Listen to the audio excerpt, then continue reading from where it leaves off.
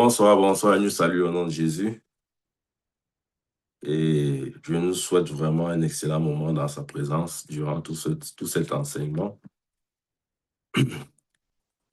Ah, il y a un chant, il y a un chant que j'ai beaucoup chanté et, et qui m'a particulièrement béni ce matin. J'aimerais le chanter avec vous. You are awesome in this place, mighty God.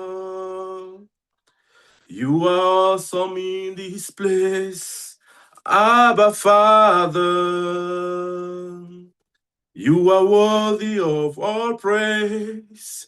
To you our lives we raise. You are awesome in this place, mighty God. Oui, j'ai dit dernièrement que la Bible dit bénissez l'Éternel. Et nous bénissons l'Éternel de deux manières. Nous bénissons l'Éternel soit en lui adressant le fruit de nos lèvres qui confesse son Saint-Nom, c'est-à-dire des louanges, soit, qui peut donner le deuxième élément? Il avait parlé de ça en semaine. Comment bénissons-nous l'Éternel? Il y a le fruit de nos lèvres qui confesse son Saint-Nom selon Hébreux chapitre 13. Le deuxième élément, c'est quoi? Un volontaire pour compléter.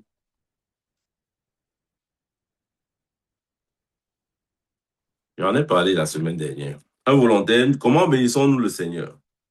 Ouais, c'est important de comprendre ces notions-là, parce que des fois, on croit que, OK, bénir le Seigneur veut dire peut-être venir lui imposer les mains, dire au Seigneur, je te bénis. Non.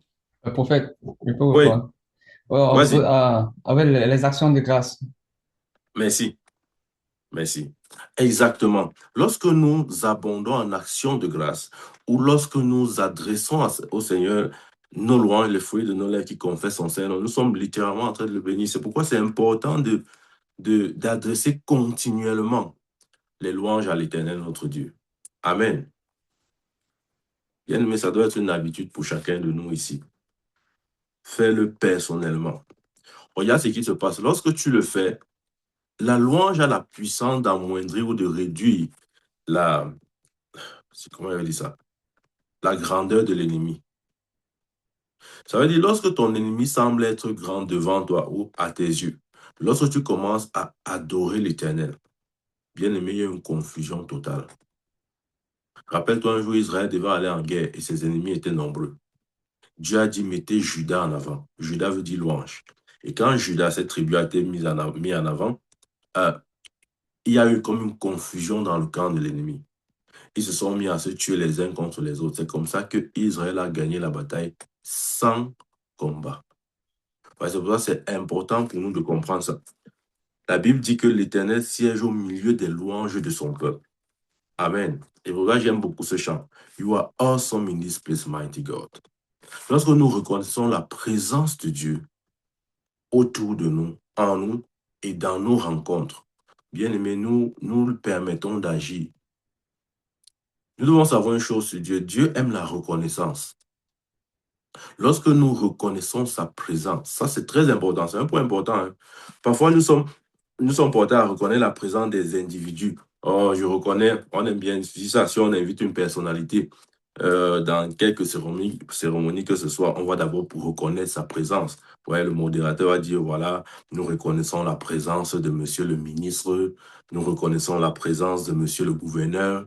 Mais souvent aussi, nous devons dire, nous reconnaissons la présence du Dieu Tout-Puissant lorsque nous nous réunissons. Ça compte. De le dire, ça compte. Le fait de le dire, ça compte, bien aimé. Ça compte. C'est vrai que Dieu est partout. OK? Dieu n'a pas besoin de notre invitation pour être quelque part. Il est omniprésent. Mais le fait de reconnaître sa présence, ça nous rend conscients de certaines réalités. C'est pourquoi j'aime ce chant qui dit You are awesome in this place, mighty God. Lorsque tu le dis à Dieu, oh bien-aimé, tout peut se manifester. Amen. Tout peut se manifester. La reconnaissance de sa présence. Amen. OK, je ne veux pas parler de ça aujourd'hui. Attendez que je revienne sur le thème, sur le thème préparé et annoncé. Nous continuons d'insister sur la réalité de l'immortalité. La Bible dit dans Timothée que en Christ, nous avons reçu la vie et l'immortalité par l'Évangile. Je crois que ouais, si nous n'insistons pas sur certaines vérités, elles seront malheureusement pas expérimentées. Ouais. On a beaucoup insisté sur des choses inutiles. Par exemple, on a beaucoup insisté à dire aux gens, oh, vous êtes des pécheurs, vous êtes des incapables, vous ne pouvez pas faire des choses, vous êtes... Ouais, toutes ces choses-là. Et ça a formaté ou ça a créé en nous ce sentiment d'infériorité. Bien-aimé, je continue de prier pour toi au nom de Jésus. Que Dieu ouvre tes yeux et que ton cœur soit réceptif à cette parole. Dieu nous veut dans l'immortalité. Il est le Dieu immortel. Ouais, quand on dit ça, il y a dit que non, hein, c'est l'immortalité de l'âme et de l'esprit. Prophète, donc tu veux dire que quoi? Que notre corps est immortel. C'est exactement ce que je dis. C'est ce que la Bible dit. Enfin, c'est pas ce que je dis, c'est ce que la Bible dit. Regardez, avant que le péché ne soit introduit dans le monde, parce que la Bible dit que le péché est venu par Adam et, et ce péché a comme contaminé l'humanité entière. Dieu n'avait pas créé Adam pour qu'il meure, non. Mais il avait prévenu, il avait dit à Adam, le jour où tu mangeras le fruit défendu, le seul même jour où tu mourras. Dieu n'avait pas prévu la mort. C'est le péché qui a introduit la mort. On doit bien comprendre comment les choses fonctionnent. Si le péché, maintenant raisonnons, hein, là j'en appelle même à notre logique, si le péché a introduit la mort, ok? Si le péché, par le péché, la mort est venue. Et si nous acceptons que Jésus a ôté le péché, Jean a dit, voici l'agneau de Dieu qui ôte le péché du monde. Si le péché est donc ôté, pourquoi devrions-nous continuer à subir les conséquences du péché? Point d'interrogation. Point d'interrogation. Les gens disent, mais si on ne meurt pas, comment on va aller au ciel? Il faut mourir pour aller au ciel. Qui a dit ça? Ça correspond à quel verset biblique? Qui a dit que pour aller au ciel, il faut mourir? Donnez-moi le verset biblique. Ah non, mon prophète, mais c'est comme ça, non? On n'est pas, tu vois, tout le monde meurt avant d'aller au ciel. Ouais, le problème, hein, je vais vous dire, le problème, c'est que nous avons une foi basée sur l'expérience des uns et des autres et non sur la parole de Dieu. Des fois, nous ne sondons pas les Écritures pour savoir qu'est-ce que Dieu dit exactement. Et nous nous fions aux expériences des uns et des autres. Je vais vous dire, je peux tomber malade, mais je ne dirai jamais qu'un chrétien est censé tomber malade. Non. Parce que là, mon expérience n'est pas supérieure à la vérité de la parole. Ce n'est pas parce que je suis malade que hein, ça devient une loi. OK, tous les chrétiens doivent tomber malades parce que hein, le prophète était malade. Non. Ma vie n'est pas le standard. Le standard, c'est la parole de Dieu. Et que dit la parole de Dieu? 3 Jean 2. Bien-aimé, je souhaite que tu prospères à tous égards et sois en bonne santé comme prospère l'état de ton âme. Donc la parole de Dieu parle de la bonne santé. Il n'y a pas de maladie. Nous devons prêcher et proclamer ces vérités encore et encore, de sorte que ça puisse détruire en nous les forteresses. Ouais, 2 Corinthiens parle des forteresses, ces raisonnements, ces choses que nous avons ramassées par-ci et là en termes de doctrine ou de dénomination. Non, dans mon église, on croit en ça. Dans mon église, on croit en ça. Arrêtons un peu ces choses-là. La foi est plus grande que toute dénomination confondue. La foi est plus grande que ta dénomination. La foi est plus grande que ton église. La foi est plus grande que ton pasteur. Amen. Donc, revenons sur ce que la Bible dit. Tu vois, non? Donc, durant cet enseignement, je ne veux pas que tu considères ce que tu as l'habitude de voir. Non. Je veux t'amener la réalité de la parole de Dieu. Qu'est-ce que la parole de Dieu dit? Amen. Aujourd'hui, j'aimerais nous rappeler cette vérité sur le thème que j'ai intitulé Nous ne vivons pas par le sang. Amen. Nous ne vivons pas par le sang. Ou avec moi, Romains chapitre 8. Romains chapitre 8, verset 11. Regarde ici. La Bible dit, suivez, tu vois, tu es distrait.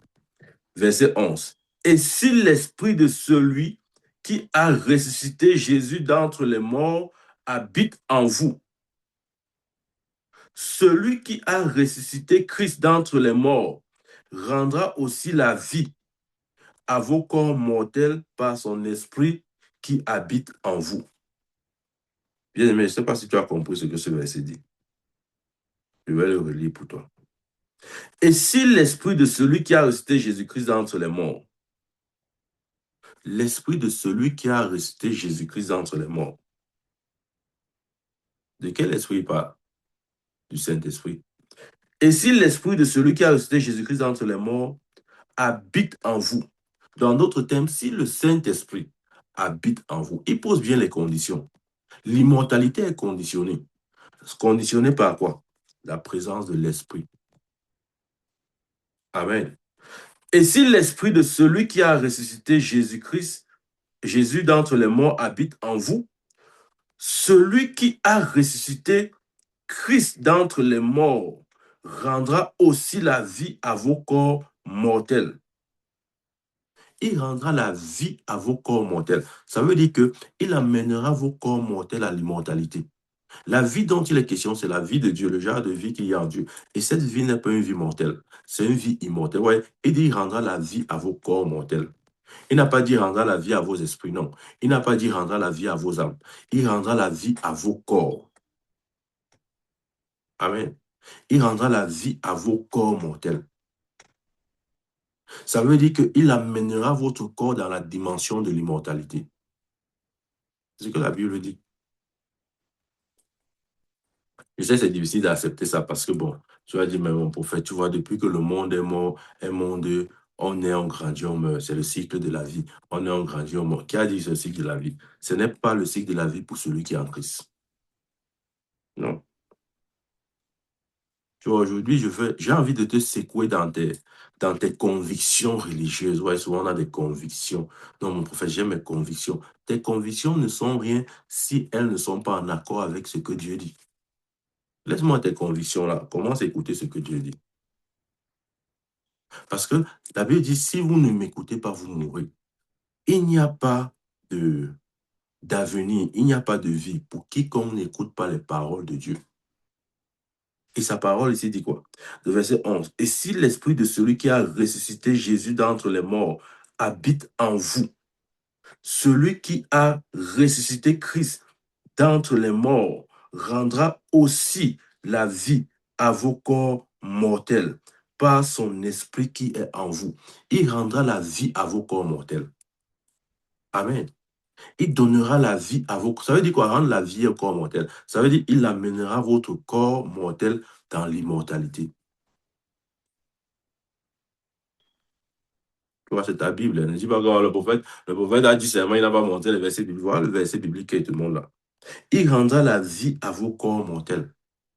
Donc, vos corps mortels vont être comme, vont passer d'étape de mortel à immortel à cause de la vie qu'il donnera. Amen. Et cette vie-là est apportée par l'Esprit de Dieu. C'est pourquoi il a commencé en disant, et si, condition, si, ça c'est la condition. Mais la réalité de l'immortalité n'est disponible que pour celui qui a l'Esprit de Dieu en lui. Maintenant, pose-toi la question, est-ce que tu as l'Esprit de Dieu en toi? Oui, ça veut dire que pour Dieu, tu fais partie des gens à qui il a donné la grâce de l'immortalité. Amen. Dans Lévitique 11, verset, là, on dit que on n'a jamais compris que nous sommes immortels. La Bible ne dit-elle pas que nous sommes des dieux? L'une des choses qui fait de Dieu, Dieu, c'est son caractère immortel. Maintenant, tu vas dire, non, mon prophète, c'est l'immortalité de l'esprit. Non, est-ce que c'est l'immortalité du corps? J'étais lu Romains 8, verset 11. J'étais lu ça. N'oublie pas. Lévitique maintenant. Allons dans Lévitique. Lévitique 17, verset 11.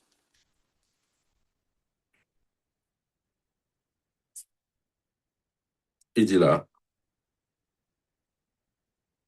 car l'âme de la chair est dans le sang. Oui.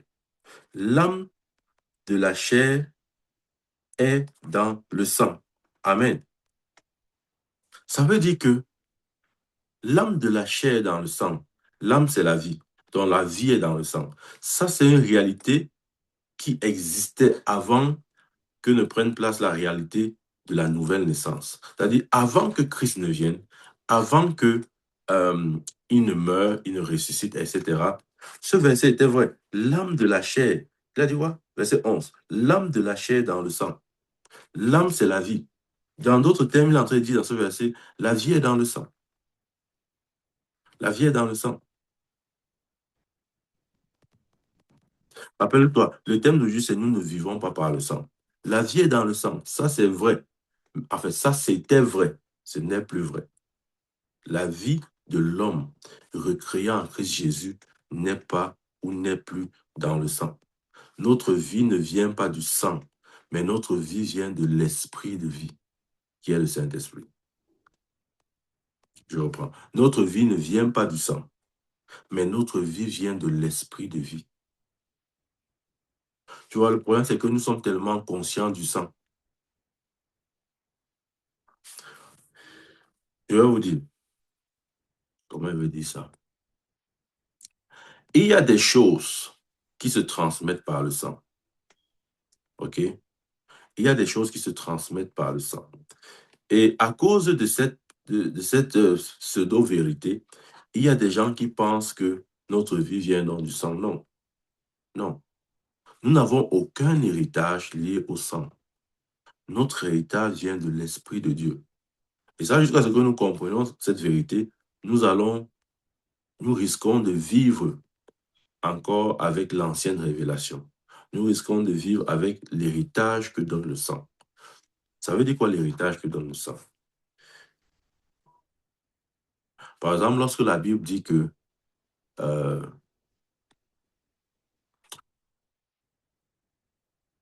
ils ont mangé et les dents des enfants ont été agacées, ça veut dire que ce que le péché du père, ok, ça a été transmis à la descendance par le lien du sang.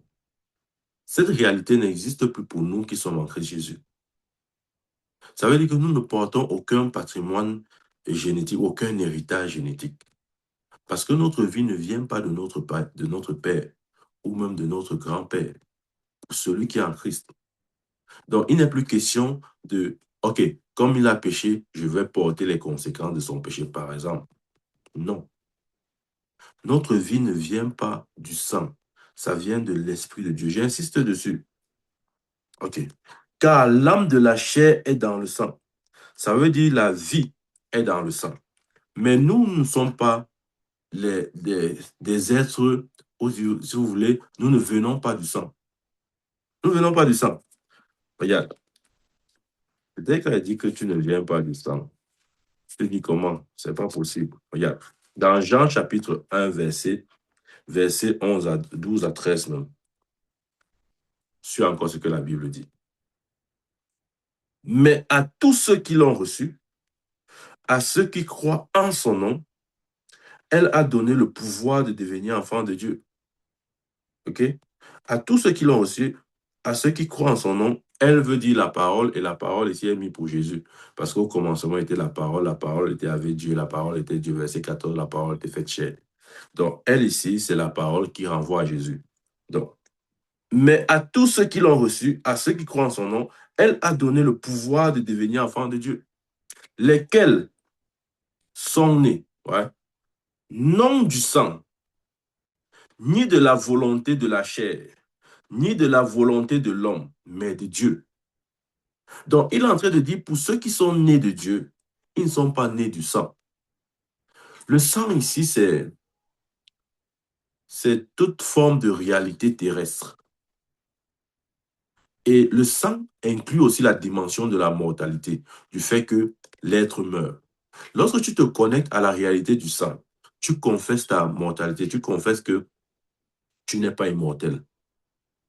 Parce que ce sont les êtres connectés au sang qui meurent, parce que le sang est terrestre. J'espère que tu comprends ce que je suis en train de dire ce matin.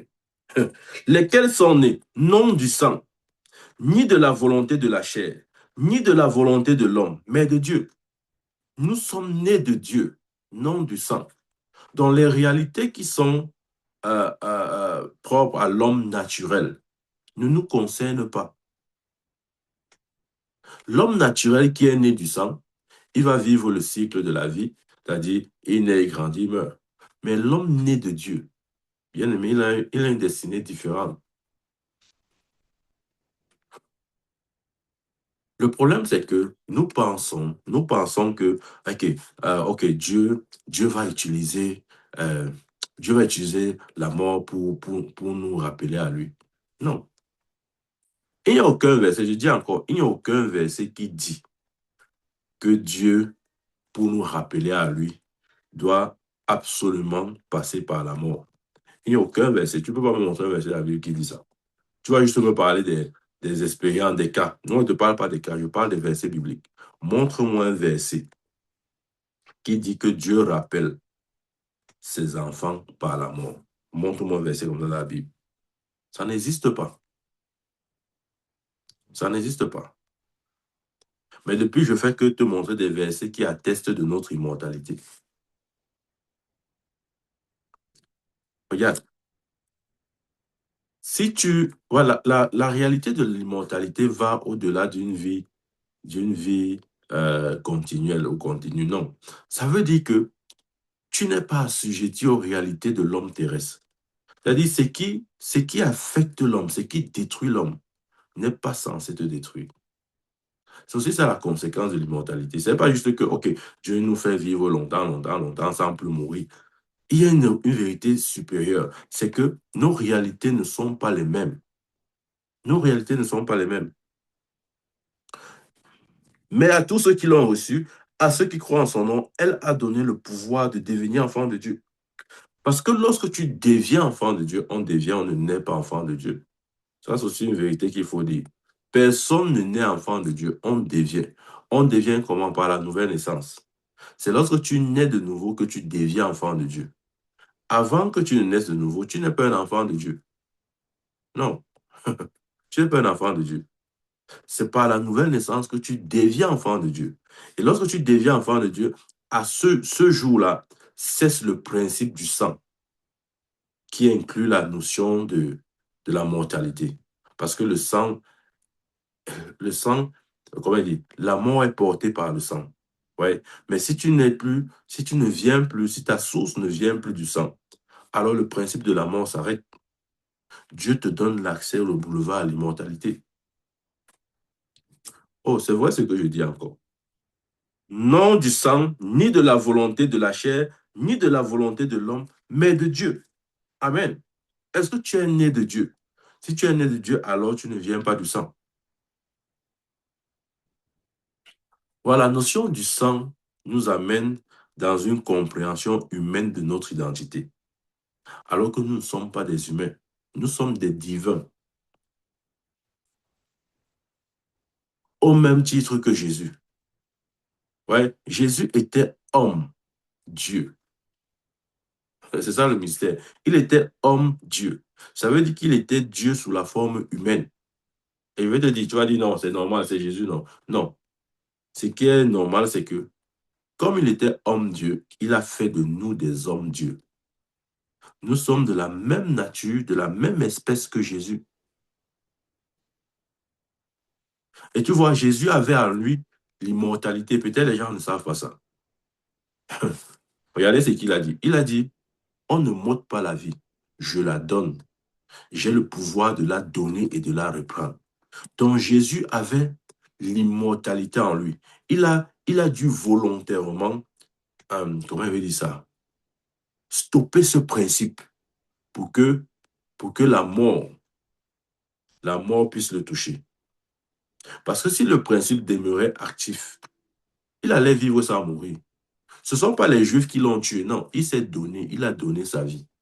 Il y a la différence entre donner sa vie et se faire tuer. Ouais. Tu commences à... Il y a la différence entre donner sa vie et se faire tuer. On n'a pas tué Jésus, il a donné sa vie. C'est différent. Et pour qu'il donne sa vie, il fallait qu'il renonce au principe d'immortalité qui était en lui. Personne ne pouvait tuer Jésus. Personne. Et la preuve, le jour où on est venu l'arrêter, lisez votre Bible, la Bible dit que lorsque les gardes sont venus vers lui, ils ont dit, nous cherchons Jésus. Jésus a dit, ok, me voici. Dès qu'il a dit, me voici, la Bible dit qu'une force les a propulsés par derrière. Ils sont tous tombés. Tous.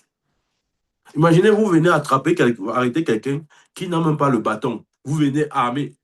Et lorsque vous êtes dans sa présence, vous appelez son nom. Il dit, me voici.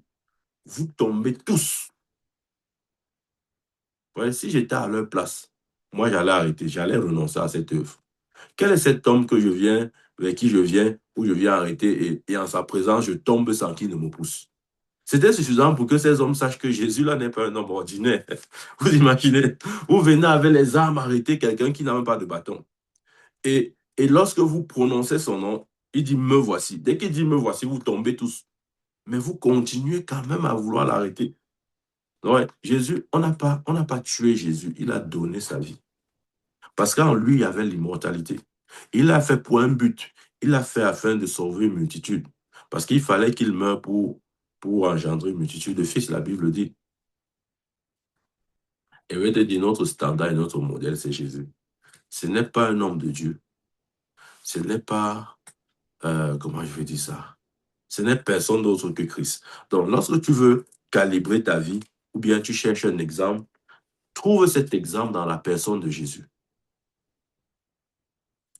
Si la mort était le moyen par lequel Dieu voulait nous ramener à lui, il n'allait pas laisser Jésus ressusciter.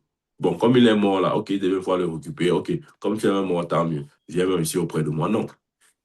Après être mort, après la mort, il y a eu la résurrection. Et quand il est ressuscité, c'est c'est vivant qu'il est monté au ciel. Tu vois, c'est vivant. Il lévitait devant les yeux de ses disciples. Il voyait comment leur maître montait littéralement, physiquement au ciel. Bien, mais je vais te dire, s'il faut même prendre, voici la volonté parfaite de Dieu, prendre ses enfants de cette manière. Oh, tu vas dire, oh, mon prophète, qu'est-ce qu'il prouve? Qu'est-ce qu'il prouve? Ce qu'il prouve, ce que je dis, c'est que à l'enlèvement, la Bible nous dit que les morts en Christ vont ressusciter. Pourquoi est-ce que Dieu ne les... Puisqu'ils sont jamais auprès du Seigneur, pourquoi est-ce que Dieu ne dit pas, OK, comme vous êtes venus auprès de moi, c'est tant mieux, restez une fois ici. Non, il va d'abord les ressusciter. Parce que Dieu a toujours voulu un peuple vivant. Il va les ressusciter. La Bible dit, les morts en Christ ressusciteront. Et nous, les vivants, nous serons changés. Donc, la sortie de l'Église de la terre a toujours, selon Dieu, Dieu a toujours voulu une sortie glorieuse. Amen. En passant, la Bible dit que la mort est l'ennemi de Dieu. Et cette mort sera détruite. Lis en Corinthiens. Il présente la mort comme l'ennemi de Dieu. Maintenant, tu penses que Dieu a besoin des services de son ennemi pour accomplir sa volonté? N'est-il pas assez souverain et puissant pour accomplir sa volonté sans passer par, entre guillemets, l'aide de son ennemi? Regarde, si tu as l'Esprit de Dieu en toi, la Bible dit il rendra la vie à vos corps mortels. Ça veut dire qu'il activera le principe de l'immortalité dans vos corps. Ça, c'est une vérité qui a été longtemps cachée, qui n'a pas toujours été prêchée. Et pour ceux qui ont compris ça, ils évitent, parce qu'ils ont peur de dire la vérité et de ne pas être acceptés, d'être rejetés. OK? Des fois, nous avons ce genre de considération en nous. Nous connaissons la vérité, mais nous la cachons parce que nous disons, oh, si je dis la vérité, je veux perdre mon accès auprès de tel. Si je dis la vérité, on va m'exclure du cortège pastoral ou je ne sais pas moi de quoi. Si je dis la vérité, je serai exclu des hommes de Dieu de mon pays. La vérité doit être dite bien aimée. On ne peut plus la cacher longtemps. C'est pour l'immortalité aussi que Jésus est venu. Il n'est pas seulement venu nous sauver du péché, oui, d'accord, si on veut. Il est venu nous donner la vie. Ça, c'est le principe. Il est venu nous donner la vie. Et cette vie affecte tous les êtres, toutes les composantes de notre être. Ça affecte notre esprit, ça affecte notre âme et notre corps. Amen. Ça, c'est l'évangile. Ça, c'est l'évangile bien aimé. Faisons attention. Faisons attention à ce que nous écoutons. Parce que si tu écoutes chaque jour des choses qui ne sont pas correctes, que tu ne le veux pas, ta vie sera taillée à la mesure des informations qui sont en toi. Si tu écoutes chaque jour des gens qui vont te dire, oh, tu es un pécheur, demande pardon à tes péchés, intercède auprès de Jésus, qui est ton avocat auprès du Père, pour qu'il te pardonne tes péchés. Si c'est tout ce que tu connais du christianisme, ta vie sera exactement à ce niveau-là. Une vie de pécheur. Une vie où l'on cherche toujours à obtenir un dernier pardon pour nos péchés. Ça ne sera pas une vie sans péché. L'immortalité veut dire aussi que Dieu nous accorde de vivre une vie sans péché. Sans péché. D'ailleurs, on dit, est-ce que c'est possible? Non, mon prophète, toi aussi. Oh, qui ne pêche pas? Mais pas tout le monde pêche. Nous sommes tous des pécheurs, c'est ce que la Bible dit. Qui a dit ça? C'est toi qui dis, c'est pas la Bible qui dit. Nous sommes des saints. C'est ce que la Bible dit. Regardez. Jude 1, verset 24. Or, à celui qui peut vous préserver de toute chute et vous faire paraître devant sa gloire irrépréhensible et dans l'allégresse. Dieu peut nous préserver de toute chute. En d'autres termes, il peut nous garder à l'abri du péché. Ouais. Dernièrement, il t'avait demandé de fouiller dans le grec ce que ce mot irrépréhensible signifie. Je ne veux pas te dire ce que ça signifie. Va toi me regarder. Or, à celui qui peut vous préserver de toute chute et vous faire paraître devant sa gloire irrépréhensible et dans l'allégresse. Donc ne dis pas que non, c'est la volonté de Dieu, c'est que, tu vois, non, si je pêche, je veux demander pardon pour un péché, donc je veux pécher, il va me pardonner, le péché va me pardonner. Ça, ce n'est pas la vie que Jésus est venu me donner, c'est une vie sans chute. Et mon prophète, et la Bible alors qui dit que, le verset alors qui dit que, 7 fois le juste tombe, 7 fois l'Éternel le relève. Maintenant, je vais te poser la question. Qu'est-ce qu'il y a de plus glorieux? Tomber 7 fois et être relevé 7 fois, ou bien rester debout? S'il faut choisir, que choisirais-tu? Ok, supposons que tu es en train de marcher en route. Ok, on te dit, il y a la possibilité de quitter de là où tu es pour le point de destination sans chute, sans tomber. Et il y a aussi la possibilité de quitter de là où tu es pour le point d'arrivée avec cette chute. Mais il n'y a pas de problème. Si tu tombes, il y aura quelqu'un pour te relever. Quelle vie choisirais-tu? La vie de je tombe et il va me relever, ou je tombe parce que j'ai la certitude qu'il va me relever, ou la vie de je marche sans tomber. Regarde, le christianisme, c'est marcher sans tomber. La réalité de notre immortalité aussi, ce n'est pas seulement au niveau de l'espérance de vie, ça a aussi des implications sur comment je dis ça, sur notre style de vie, une vie sans péché. Donc, le fait que Dieu donne l'immortalité à ton corps, ce n'est pas simplement pour te voir vivre longtemps, longtemps, non. C'est pour te voir vivre longtemps, longtemps sans péché. Parce qu'il te préserve de toute chute pour te faire paraître irrépréhensible devant sa gloire. Nous sommes irrépréhensibles. Amen. Ça, c'est la réalité de l'Église. Tu vas aller me chercher les versets de l'Ancien Testament, là, pour me déranger avec. Garde ça pour toi. Moi, je te parle du Nouveau Testament. Il a dit, or à celui qui peut vous préserver de toute chute. De toute chute. Ça veut dire que vous allez marcher sans tomber. Oh, combien nous aimons tomber. Non, même si j'ai tombé, hein, mon prophète, même si j'ai tombé, il n'y a pas de problème. En tout cas, la Bible dit que j'ai un avocat auprès de Dieu, Jésus. Je vais prier pour lui, il va intercéder pour moi auprès du Père. Ça, c'est la réalité des bébés dans la foi. Vous voyez? Les bébés dans la foi cherchent toujours ce genre de versets. OK? Ces versets qui correspondent à leur niveau. Parce qu'ils sont formatés, ils savent, ils sont conscients qu'ils vont tomber.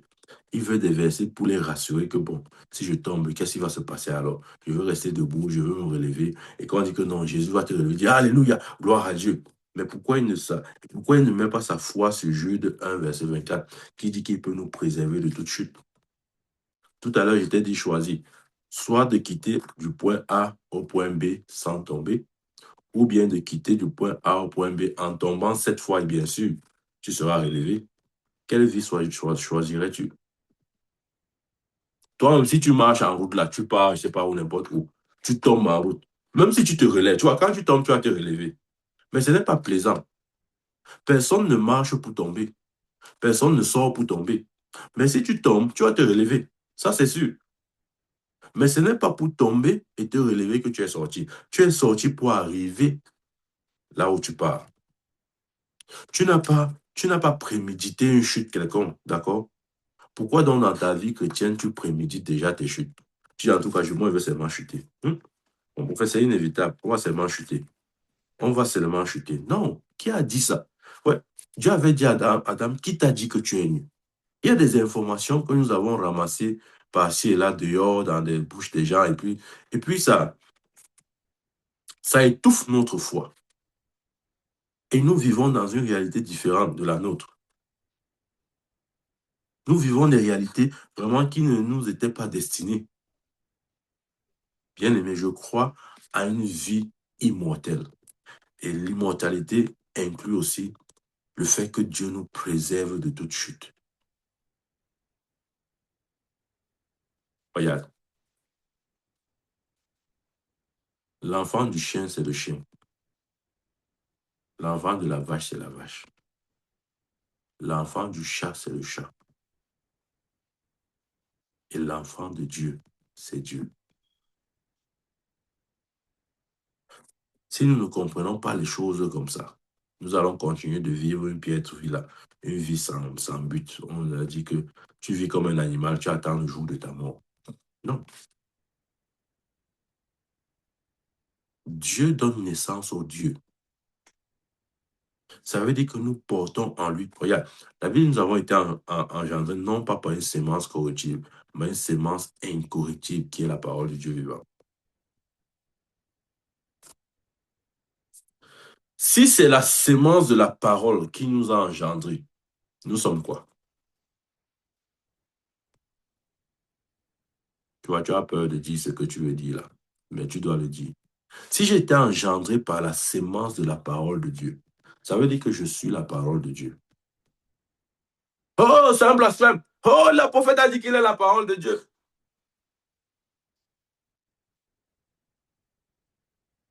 Bien, mais ce n'est pas qui nous a gâtés. Si c'est la sémence, je répète, et je suis responsable de mes paroles, si c'est la sémence de la parole de Dieu qui nous a engendrés, ça veut dire que je suis la parole de Dieu. Et si je suis la parole de Dieu, est-ce anormal que je sois immortel? Est-ce anormal? Si la parole est immortelle, pourquoi voudrais-tu que je ne sois pas immortel? Qu'est-ce qui m'empêcherait d'être immortel quand c'est qui m'a engendré immortel? Qu'est-ce qui m'empêcherait? Tu vois, quand je parle comme ça, laisse tes choses que tu as appris à l'école là. Laisse des dire que non, mon prophète, c'est pas ce que j'ai appris en science. La science ne m'a pas dit ça. Je ne te dis pas de ce que la science dit. Je te parle de ce que le Dieu créateur dit. Non, mon prophète, c'est pas ce qu'on apprend en médecine. On dit que les cellules se vieillissent avec le temps et après, trop de vieillissement et puis la mort sera là. Garde-moi ta science là ce matin. Moi, je te parle de ce que le Dieu créateur dit. Bon, allons dans ta logique. Tu vas me dire que non, les cellules vieillissent après la mort vient. Les gens comme les Adam, ils ont vécu 930 ans. Pourquoi leurs cellules là, leurs cellules, c'est vrai, on va dire mais ils sont morts par cause de la prophétie, parce que Dieu a dit le jour où tu mangeras, tu mourras. Et Pierre nous fait savoir qu'un jour est comme 1000 ans et 1000 ans est comme un jour. C'est pourquoi, ayant mangé ça, ils ne pouvaient pas traverser un jour. Ils ne pouvaient pas aller au-delà de 1000 ans. Et ça, c'était un ordre divin. Ils ne pouvaient pas briser cet ordre-là. C'est parce que longtemps, nous sommes vus comme des gens qui vivent selon le sang. Nous ne sommes pas du sang, bien-aimés. Nous ne venons pas du sang. Peut-être comme il y a le sang dans ton corps, tu crois que non, c'est ta source là-bas, c'est ta vie. Ce n'est pas ta vie.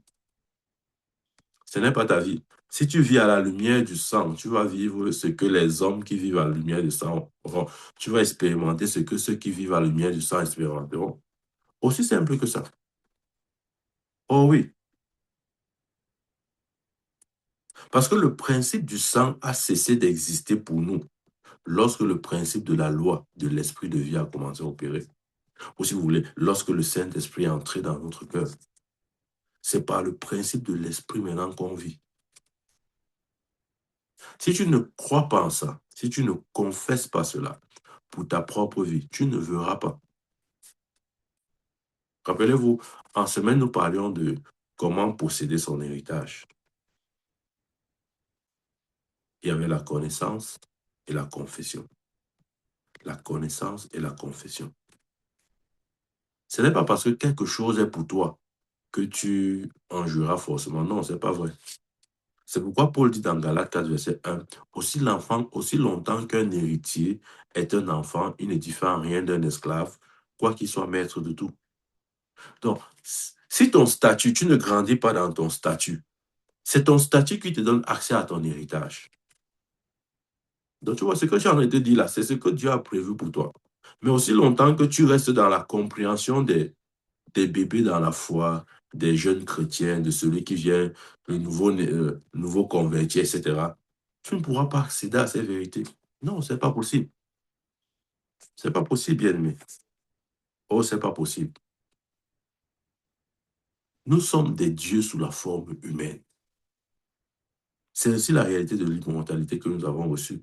Dieu a fait de nous des dieux sous la forme humaine. J'aime bien prendre cet exemple. Le gâteau prend la forme du moule, mais le gâteau n'est pas le moule. Tu vois? Le gâteau prend la forme du moule, mais le gâteau n'est pas le moule. Ou bien des fois, parce que nous avons la forme du moule, nous nous identifions au moule. Ce n'est pas parce que tu as la forme humaine que tu es un humain. Tu as juste la forme humaine. Tu n'es pas un humain. L'intérieur est divin. Le gâteau peut prendre la forme carrée ou rectangulaire, ou appelez ça comme vous voulez. Mais ce n'est pas le moule. Le gâteau est différent du moule, même s'il prend la forme du moule. Ce n'est pas parce que j'ai la forme humaine que je suis un humain. Non, je suis un divin. La Bible dit que nous sommes participants de la nature divine. C'est la nature de Dieu qui est en moi. Et si la nature de Dieu qui est en moi, si c'est vrai que j'ai en moi la nature de Dieu, ça veut dire quoi? Que je suis Dieu. L'homme est la seule catégorie que Dieu a créée et qui lui est semblable. Dans Genèse 1, verset 26, Dieu dit, faisons l'homme à notre image, selon notre ressemblance.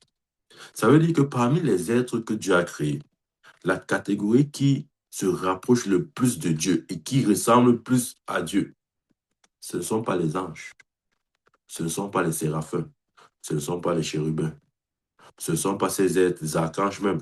Non, c'est l'homme. Je vous dis pourquoi c'est l'homme. Parce que c'est l'homme qui a été engendré par la parole. La Bible ne dit pas que les anges ont été engendrés par la parole, non. Ils ont été créés. Mais nous avons été engendrés. Vous faites la différence. Les anges ont été créés par la parole. Mais nous avons été engendrés par la parole. C'est différent. C'est différent. C'est pourquoi la Bible dit que ne savez-vous pas que vous jugerez les anges. Si je juge les anges, ça veut dire que j'ai un rang supérieur aux anges, c'est tout. Je ne peux pas juger quelqu'un qui est inférieur à moi. Je veux dire quoi? Je ne peux pas juger quelqu'un qui est supérieur à moi. Bien aimé, ça c'est la position que nous occupons désormais en Christ Jésus. Il nous a donné l'immortalité. Il a dit, si l'esprit de celui qui a resté Christ d'entre les morts habite en vous, il rendra la vie à vos corps mortels. Là, il parle du corps. Parce que je peux donner un autre verset, dire que bon, qu'est-ce qui prouve que c'est le corps? Au moins, ce verset, on est sûr qu'il parle du corps. Il rendra la vie à vos corps mortels. Lorsque Dieu nous introduit dans l'immortalité, ça correspond à quoi? Regardez, Matthieu, dans Marc 16, verset 18. Marc 16, verset 18. Je crois que nous devons écouter aussi ce genre de message pour que nous ne soyons plus à la merci des choses qui ne sont pas censées nous toucher. Nous ne soyons plus à la merci des maladies, des infirmités, de la mort, de toutes ces choses-là. Ça, ce n'est pas notre héritage. Hein. Je suis clair dessus. Tu peux ne pas être d'accord avec moi, mais c'est ce que la Bible me dit.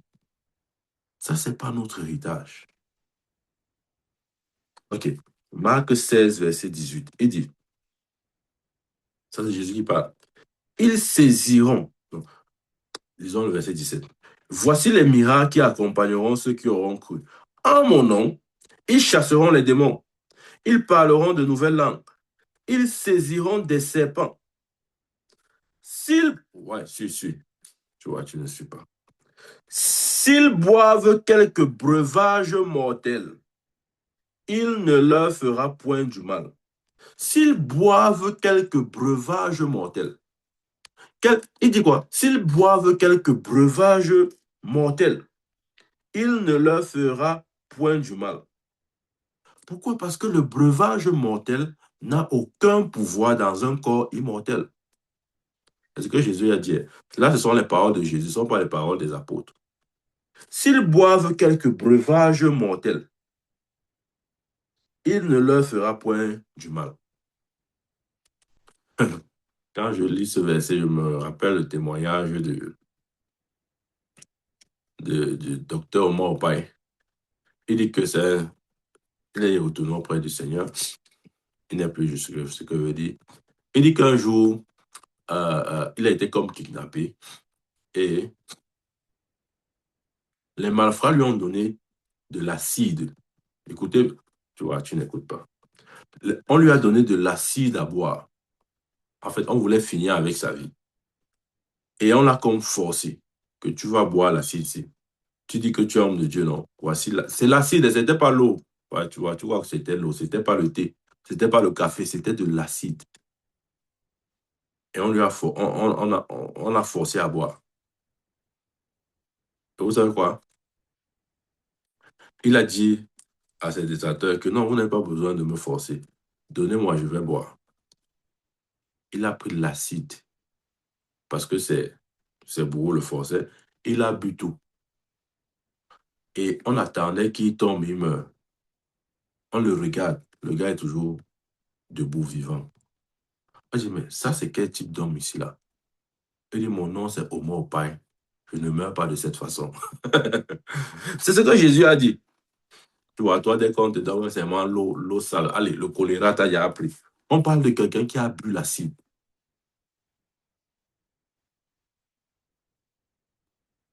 Bon, maintenant, ne te demande pas d'aller boire l'acide. Faut qu'on soit clair aussi. Ouais, le contexte dans lequel il était sous pression.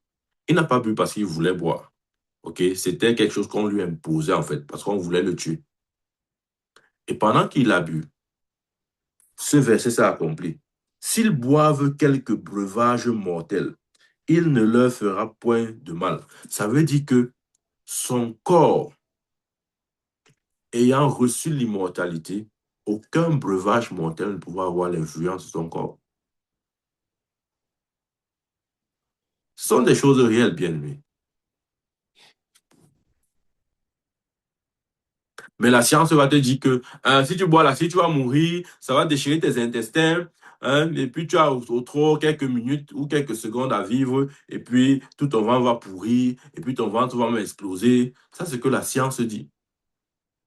Mais c'est une réalité liée à ceux qui vivent selon le sang. Si tu ne vis pas selon le sang, mais si tu vis selon l'esprit, le principe de l'immortalité est activé dans ton corps. Pendant qu'on va te donner de l'acide à boire, bien aimé, dans ton ventre, ça sera de l'eau. Ça sera de l'eau pour ton corps. Parce que le principe de la mort sera englouti par le principe de la vie. Tu dois croire en ces choses. Tu vois, je passe le temps à te montrer le fondement biblique de ce que je dis, pour que ta foi soit excitée dans ce sens. Nous ne sommes pas censés connaître ce que le commun des mortels, ce que l'homme naturel expérimente. Dieu ne nous a pas appelés pour la maladie, les maux, les infirmités, les échecs, les manques et tout ça. Non, ce n'est pas notre vie. L'Éternel est mon berger. Je ne manquerai de rien. Je prie au nom de Jésus, afin que ce message ne soit pas juste une distraction dans tes oreilles, mais que par l'Esprit de Dieu, tu puisses saisir la vérité profonde qui est enseignée. Le vase que nous sommes, là je parle de notre corps, Dieu a impacté dans notre corps l'immortalité. Les hommes comme les Moïse, ouais, Dieu a dû lui-même arrêter la vie de Moïse parce que la mort ne pouvait pas. Il a fallu Dieu pour arrêter la vie de Moïse. Comment c'est la Bible dit que Dieu a dit à Moïse, monte sur la montagne et meurt. Ben, si Dieu n'ordonnait pas, ne commandait pas sa mort, le gars devait continuer à vivre. C'est Dieu qui a dit, oh, toi là, je dois te stopper maintenant, c'est bon pour toi. Ce n'est pas la mort qui est venue. Il n'est pas couché comme ça, là, et puis la mort est venue. Hey, la mort est après Moïse. Non, non, c'est pas comme ça. Les gens croient que le christianisme, c'est je viens sur le temps, hey, je suis mort, hey, Seigneur, je suis mort, je suis mort. Non, c'est quoi ça? C'est pas comme ça. Non, c'est pas comme ça.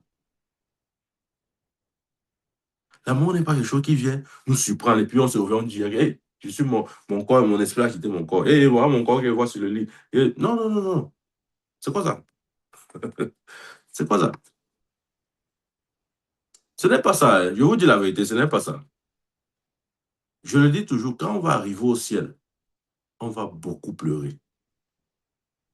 On va peut-être se réjouir du fait que, ok, Dieu, par sa grâce, nous ne sommes pas en enfer, mais on va pleurer parce que on n'aura même pas vécu le 1% de la vie que Dieu nous avait destinée sur terre. Ce n'est pas comme ça, bien-aimé. Ce n'est pas comme ça. Regardez l'apôtre Jean. L'histoire raconte que c'est le seul apôtre parmi les 12 d'ailleurs qui a connu, entre guillemets, une mort naturelle. OK? Mais il y a une dimension fascinante dans son histoire, c'est que un jour, on a attrapé Jean. Là, je parle de l'apôtre Jean, celui qui a écrit l'évangile de Jean et le livre d'Apocalypse. Un jour, on l'a attrapé et on a chauffé l'huile bouillante, on a chauffé. On a pris le gars vivant, on l'a jeté dans l'huile bouillante. C'est ça l'histoire comme ça que les chrétiens ne savent même pas. On a, on a chauffé l'huile bouillante, on a pris le gars, on a jeté dedans. On a dit que tu vas frire. Le gars dit jamais, je ne suis pas le maquereau ni le plantain pour frire dans l'huile. Après un certain temps, on vient regarder le gars dans l'huile bouillante. Même pas, même pas les brûlures. Il est sorti intact. Les gars ont compris que non, celui-ci, on ne peut pas le tuer. Qu'est-ce qu'on a fait? On l'a abandonné, il était exilé. On l'a abandonné à l'île de Palmos. On a dit, OK, comme on ne peut pas te tuer, tu vas mourir par effet naturel. Tu vas mourir d'une mort naturelle. Et c'est sur l'île de Palmos qu'il a écrit le livre d'Apocalypse. Mais il y a quelque chose qui m'intéresse dans son histoire. Lorsqu'il écrit Apocalypse, les textes historiques ou l'histoire révèlent que à ce moment, il était aveugle. Moi, je me demande comment il a écrit le livre d'Apocalypse ne voyant pas des yeux physiques. C'est un mystère. Comment il a écrit sans voir? Bon, quand quelqu'un écrit quelque chose aussi cohérent sans voir, il faut être stupide pour croire que ce n'est pas Dieu qui écrivait. Amen. Tu vois, c'est comme ça que Jean, on n'a pas pu le tuer. Et je crois que la raison pour laquelle on n'a pas tué un comme Jean, c'est parce que plus qu'aucun, il est celui qui a beaucoup révélé ou beaucoup prêché ou enseigné la vie éternelle. Si vous lisez son évangile, c'est lui qui parle plus de la vie éternelle. La parole de Dieu est comme une sémence. Ce que tu sèmes, c'est ce que tu moissonnes. Ayant beaucoup insisté sur la vie éternelle, son corps avait atteint le niveau de l'immortalité, du moins le niveau où on ne pouvait pas le tuer. Ce que je dis est vrai. On a chauffé l'huile bouillante, on a jeté Jean dans l'huile, attendant qu'il meure. Quelque temps après, on vient le voir, il est encore intact. Rappelez-vous Daniel, l'histoire de Daniel, Shadrach, Meshach, Abednego. Quand on a chauffé la fournaise, ils sont entrés dans le feu, croyant qu'ils devaient mourir. Ils se baladaient dans le feu. Il a dit, n'avons-nous pas jeté 3 hommes dans le feu? Je vois une 4e personne dont le visage semblable au Fils de Dieu, marchant avec eux. Oui. Bien aimé, c'est aussi ça la réalité de l'immortalité. C'est qu'on ne t'arrache pas la vie. On ne t'arrache pas la vie. Tu la donnes. Et tu as le pouvoir de donner et de reprendre. Tu as le pouvoir de donner et de reprendre. C'est pas quelque chose où tu restes comme ça. Même Paul, il dit quelque part, je suis pressé de toutes parts. Un, d'aller auprès du Seigneur, ou deux, rester ici avec vous. Mais il est plus bénéfique pour moi de rester à cause de votre foi. Donc Paul avait le choix. Il avait le choix de continuer de vivre sur terre ou d'aller auprès du Seigneur. La vie chrétienne, c'est une vie de choix. Je mets devant toi la vie et la mort, choisis la vie. Tu vois, c'est pas quelque chose où tu vas là, tu dis que non, la mort s'est imposée à moi. Je suis seulement mort. Hey, c'est quoi ça? C'est pas comme ça, hein. Tu vois, c'est simple, c'est seulement si tu acceptes que tu es un, un être divin. Tu vois, si tu n'acceptes pas ça, ça veut dire que tout ce que je dis n'a pas de sens. Ça, c'est, je suis d'accord avec toi. Mais si tu acceptes que tu es un être divin, alors accepte tout ce que je suis en train de dire. La vie chrétienne, c'est pas ça, c'est que, hey, je me suis levé. Paul dit, il dit, dans Philippiens, qu'il est partagé, ok? Il a envie de retourner auprès du Seigneur, mais en même temps, il a envie de rester pour les disciples, pour consolider davantage leur foi. Donc, il avait le choix. C'est pas qu'un truc comme, tu dis que non, c'est pas, ça s'impose, hein, mon prophète. À un certain âge, tu dois mourir. D'ailleurs, fais ton testament. Tu as fait ton testament. Quel testament? Je suis là. Tu veux m'emmener où? Je ne pars nulle part. J'attends l'enlèvement. Amen. Parce que Dieu nous a mis dans l'immortalité. OK. Lis maintenant Acte chapitre 28. Acte 28.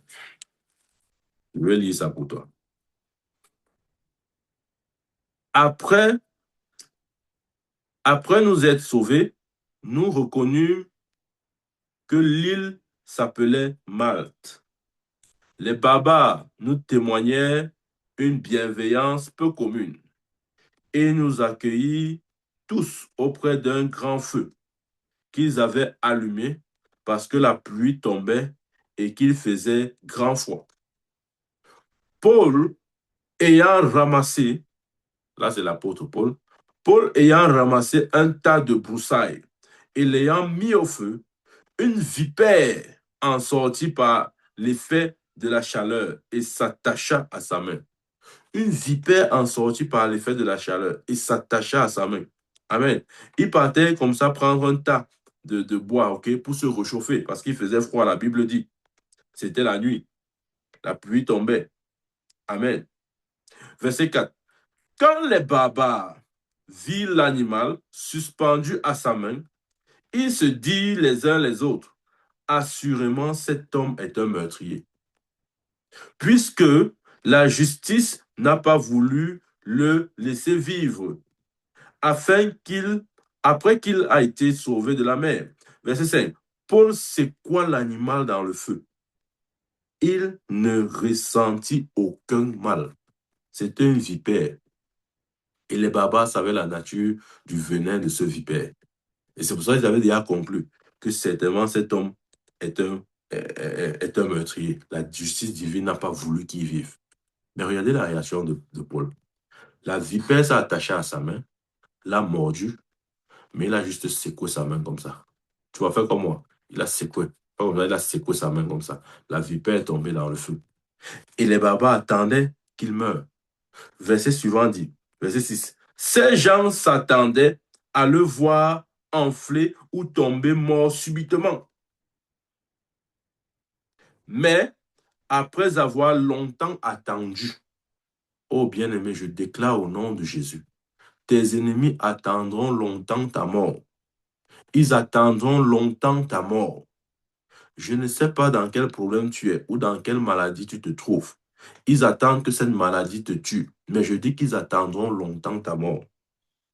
Après avoir longtemps attendu et voyant qu'il ne lui arrivait aucun mal, il changeait d'avis et dit que c'était un dieu. Oh! Les barbares, voyant que la morsure, le venin n'avait aucun pouvoir sur Paul, ils changeaient d'avis. On va changer d'avis à ton sujet. Oui, il y a des gens qui disent, ah, c'est rien, celui-là, c'est rien. Ils vont changer d'avis. Les barbares croyaient que c'était un homme ordinaire au milieu d'eux. Mais le venin de la vipère a révélé l'identité de Paul. Ouais, Paul n'a jamais dit, je suis un Dieu. Mais le venin de la vipère a révélé son identité. Ces hommes-là, parce qu'ils ont vu que ce venin n'avait aucun effet sur Paul, ils changeaient d'avis et disent que c'était un Dieu. C'était un Dieu. Et c'est ce que j'ai dit tout à l'heure. Si c'est la parole incorruptible de Dieu, ou veut dire, si c'est la sémence incorruptible, c'est-à-dire la parole de Dieu, qui nous a engendrés, qui sommes-nous? Nous sommes des dieux.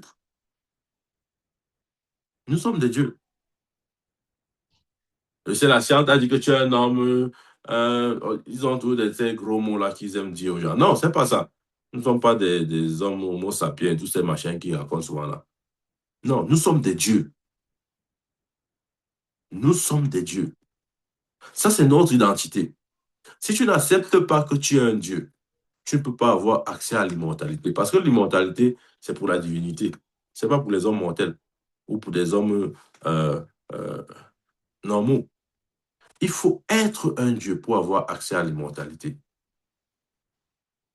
Amen.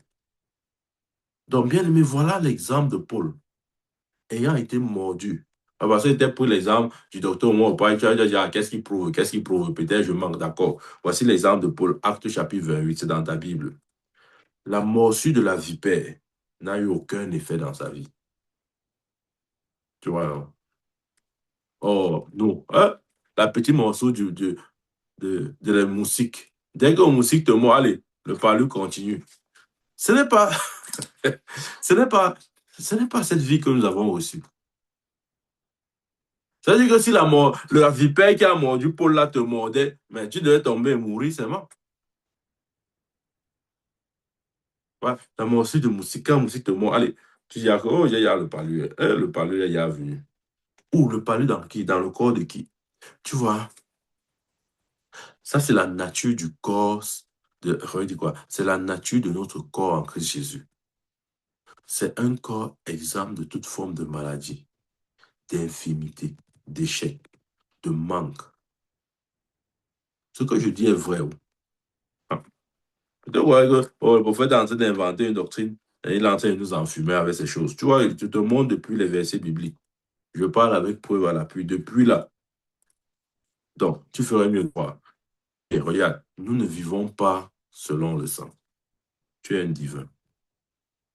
Mais tu vois, tu dois confesser ça constamment pour que ça fonctionne.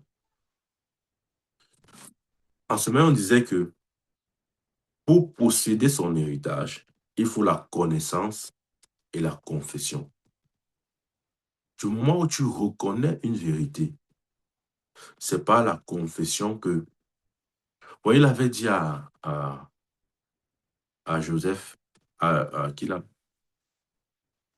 À Josué, Moïse avait dit à Josué, tout lieu que foulera la plante de ton pied, je te donne en possession. Je te donne en possession. Ça signifie quoi? Ça veut dire que tout héritage sur lequel tu te tiens ou que tu foules devient tien, ça devient ta part. Si tu crois à la réalité de l'immortalité et que ton pied foule cette réalité, comment notre pied foule notre héritage? C'est par deux choses, la connaissance et la confession. C'est comme ça que nous foulons notre héritage. Et Dieu s'engage à nous donner tout ce que nos pieds, tout terrain sur lequel nos pieds ont franchi. Dieu s'engage. Mais dit autrement, si ton pied ne foule pas le sol ou la terre, même si la terre est pour toi, ça ne sera pas une réalité. Dieu avait donné Hébron à Caleb, mais dans Hébron, il y avait les Anakim. Il a fallu qu'il combatte ces êtres-là pour prendre possession de ce que Dieu lui avait donné. Et l'ayant fait, cette terre est devenue pour lui et sa descendance jusqu'à aujourd'hui, la Bible dit. Oui, tu as un héritage. Oui, Dieu nous a donné accès à l'immortalité. Mais tu vois, ce n'est pas suffisant. Il faut que ton pied foule maintenant la terre de l'immortalité pour que ton corps puisse entrer dans cette dimension. Il faut que ton pied foule. Il faut que tu aies la connaissance, que tu sois convaincu.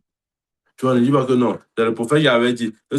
Les autres choses du prophète là-bas, il parle de toutes ces choses-là. Moi, je ne suis même pas d'accord avec lui. Je l'écoute seulement par respect. Non. Je suis en train de te dire quelque chose qui te concerne.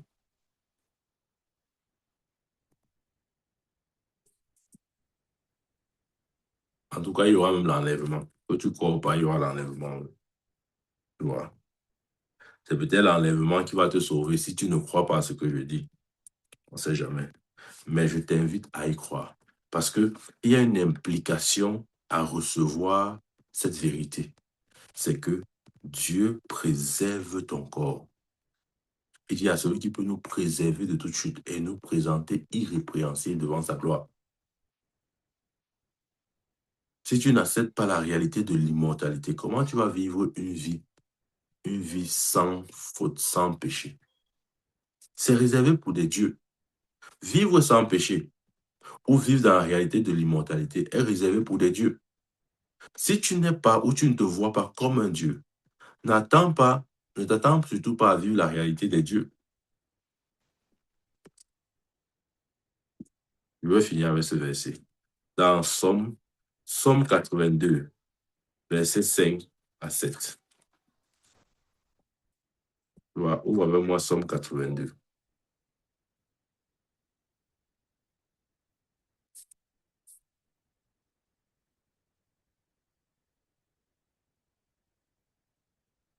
Somme 82, versets 5 à 7. Ils n'ont ni savoir ni intelligence, ils marchent dans les ténèbres, tous les fondements de la terre sont ébranlés. Bien-aimé, lorsque les fondements de ta vie sont ébranlés, lorsque ta foi ne repose pas sur les fondements éternels, c'est-à-dire la parole de Dieu, tu vis encore comme quelqu'un qui n'a ni savoir ni intelligence. Tu vis comme quelqu'un qui marche dans les ténèbres. Verset 6. J'avais dit, vous êtes des dieux. Vous êtes tous les fils du Très-Haut. Cependant, ouais, j'avais dit, cependant, c'est-à-dire, bien que j'ai dit ça, il y a une autre réalité qui se manifeste. C'est vrai, j'avais dit, vous êtes des dieux. Mais ce que je vois ne reflète pas la réalité de ce que j'ai dit à votre sujet. Cependant, vous mourrez comme des hommes. Il dit, j'avais dit, vous êtes des dieux, vous êtes tous fils du Très-Haut. Cependant, vous mourrez comme des hommes.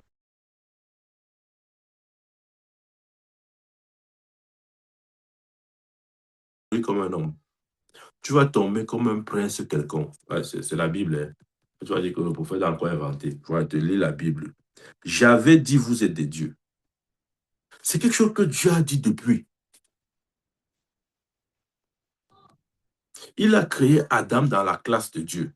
C'est pourquoi il a dit, faisons l'homme à notre image, selon notre ressemblance. Il avait déjà dit ça depuis. Mais il se rend compte que les dieux qu'il a créés n'opèrent pas à la dimension divine, à la dimension de la divinité. C'est vrai, il dit, cependant, vous mourrez comme des hommes.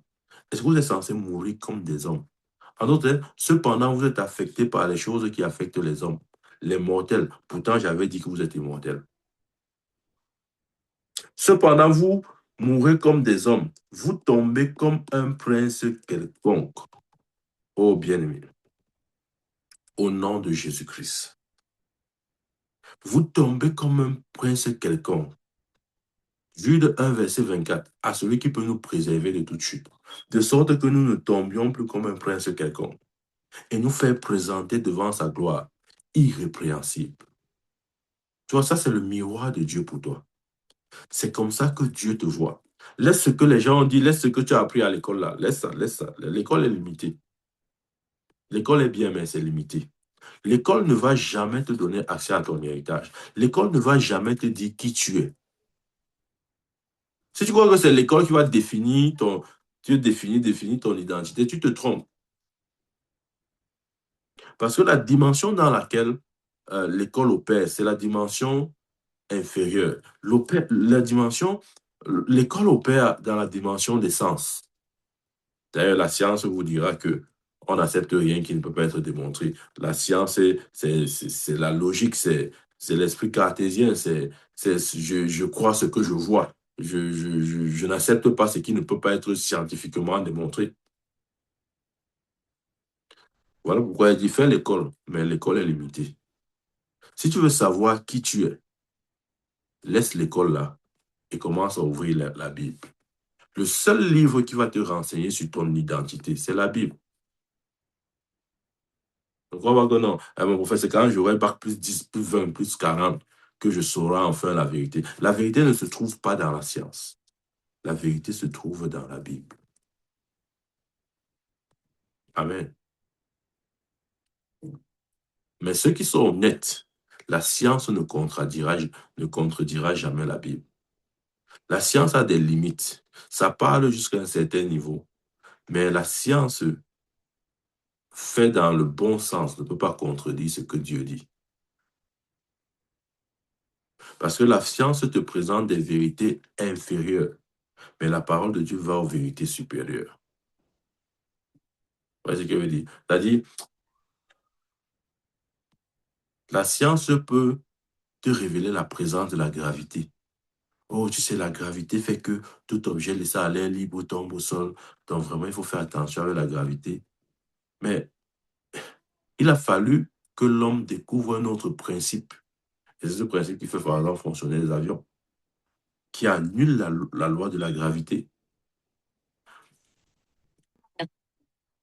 La réalité de l'immortalité, c'est ça. C'est-à-dire, ce n'est pas seulement une vie éternelle ou l'absence de mort, mais c'est la présence de la vie de Dieu en nous, avec toutes ses conséquences.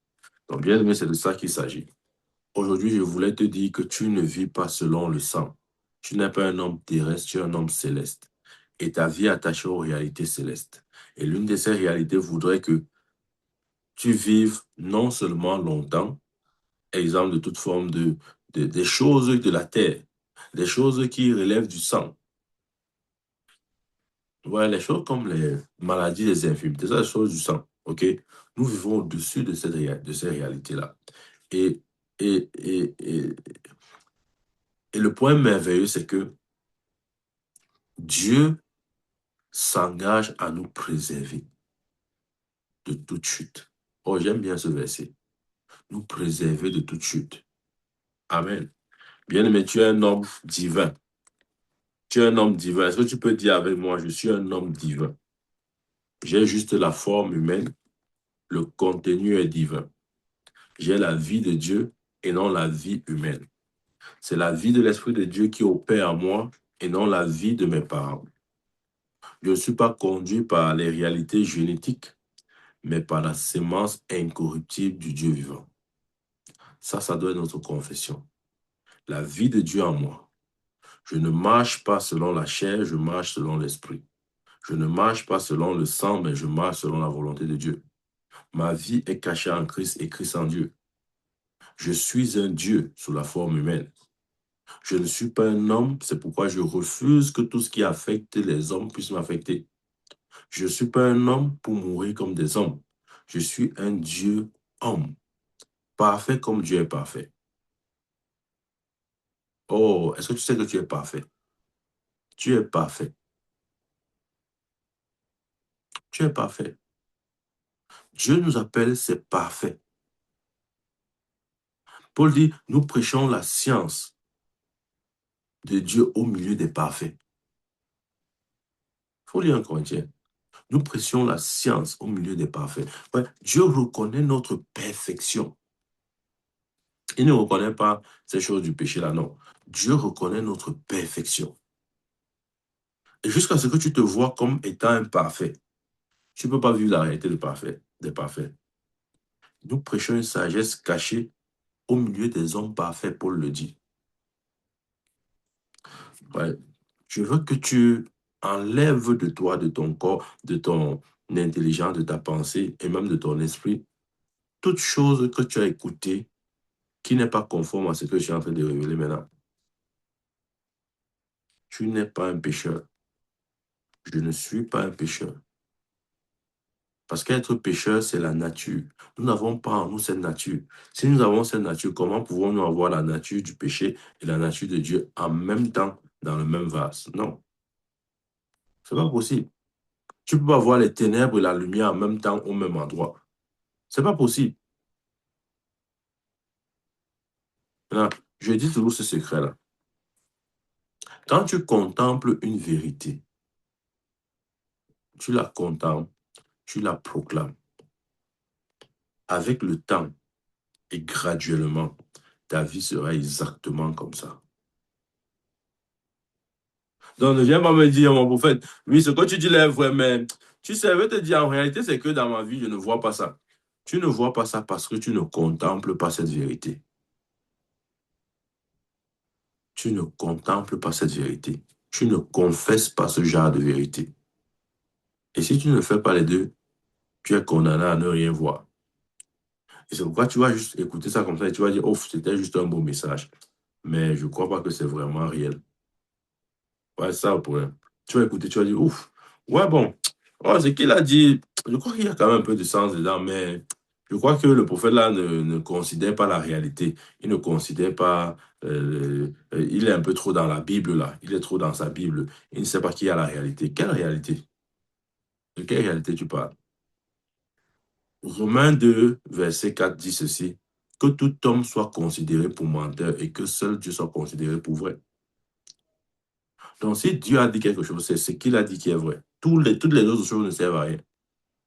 Balaie tout ça, bien-aimé. Balaie, balaie. Prends le balai, balaie tout ça. Et concentre-toi sur ce que Dieu a dit. Tu es un homme divin. Tu ne vis pas selon le sang. Amen. Amen. Que Dieu nous bénisse, bien-aimé. Rappelle-toi toujours de ces phrases. Tu es un divin. La vie de Dieu en toi. Tu ne marches pas selon le principe du sang. Tu n'es pas un homme terrestre, tu es un homme céleste. Tel il est, tel nous sommes. Tel il est, tel nous sommes. Comment il est? Il est ce Jésus glorifié. Comment nous sommes? Nous sommes glorifiés.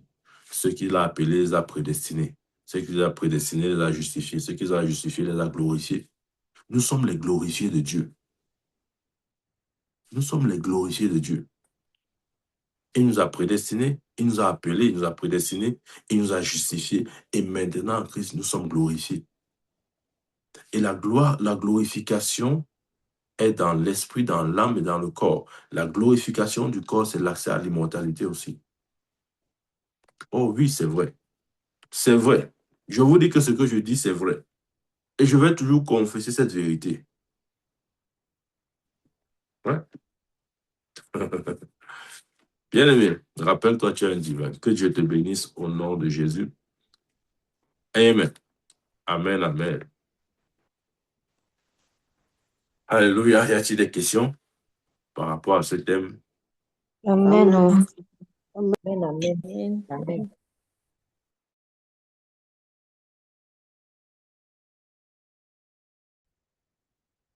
Des questions? Posons-les. Posons-les. C'est Amen. important de Oui, comprendre ces prophète. choses-là. Oui. J'avais écouté une petite tranche de Papa André Ouman là il disait qu'il y a un scientifique qui a dit que quand il étudie le corps humain, il se rend compte que normalement, le corps humain n'était pas fait pour mourir, mais qu'il ne comprend pas pourquoi, quand le temps passe, le corps humain on dit quoi là, se désintègre, c'est ça? Je ne sais pas si c'est le mot. Oui. Donc, en fait, pour parler de l'immortalité, parce que quand le péché est entré, après même que le péché est entré dans le monde, les gens faisaient les 400 ans, les 600 ans. Ils ne mouraient pas. Donc, ils ont été convaincus de la mort, de la mort, de la mort, de la mort. Je disais une fois à une sœur, à Inès, dernièrement, que regarde, ici, là, les gens sont tellement conscients de la mort ici que il y a une maman là qui allait, elle savait, et comme elle était en soins palliatifs, elle a décidé que bon, on va lui donner la mort, puisque c'est un fait réel, tout le monde va passer par là. Et elle a organisé son funérail étant vivant, elle est allée dans une boutique avec son fils. Ils ont demandé ils sont venus chercher les habits de deuil, tout ça. La femme qui vend demande que, mais c'est le deuil de qui? Elle dit que c'est pour moi, en rien. Donc, elle dit ça, que c'est pour elle. Donc, en fait, ils sont tellement conscients que de la mort, que même ici, là où je travaille là, tu vas dans la mort de quelqu'un là, tu vois son petit cercueil qui est là. Donc on va le calciner. Mais il a déjà tout fait, payer même tout, tout, tout. En fait, j'étais en train de dire à la sœur que c'est parce qu'on nous a tellement rendu conscients de ça que c'est difficile. Quand on te dit que non, l'immortalité est réelle, voilà ce que la Bible dit. Non, non, non, elle ne peut pas. En fait, ça n'entre pas. C'est difficile d'accepter ça. Pourtant, c'est Le la cœur vérité. refuse Donc, de croire. oui, c'était juste pour Dieu n'a pas ajouter. créé l'homme pour qu'il meure. Il n'a pas créé l'homme pour qu'il... Ça, c'est pas le plan originel de Dieu. C'est un accident qui s'est produit dû à la désobéissance d'Adam. Et encore, je dis, si nous savons, la Bible dit, que c'est par le péché que la mort est venue. Ça, c'est vrai. Parce que plus les hommes péchaient, plus leur espérance de vie diminuait. Jusqu'à ce que Dieu dise que l'homme ne vivra plus de 120 ans. Et Moïse, il se lamente dans Somme 90 en disant, vous vivez 70, 80 ans. C'était pas Dieu qui parlait, c'était une lamentation. Moïse se plaignait de ce que le peuple de Dieu ne vit plus longtemps. 70, 80 ans, vous êtes déjà parti.